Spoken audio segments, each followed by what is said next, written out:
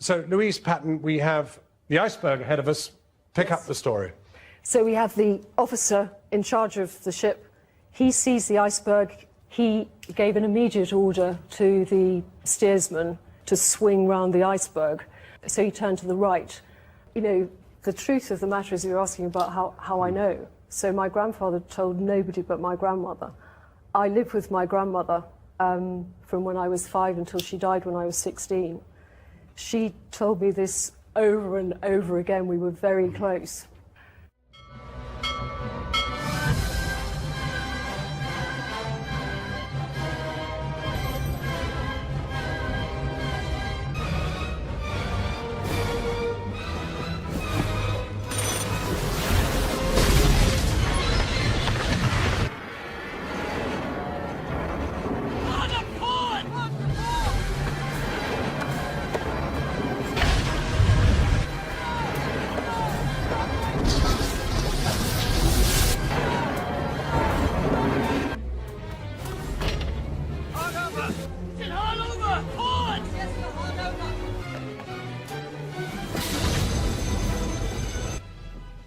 What was that, Mr. Murdoch?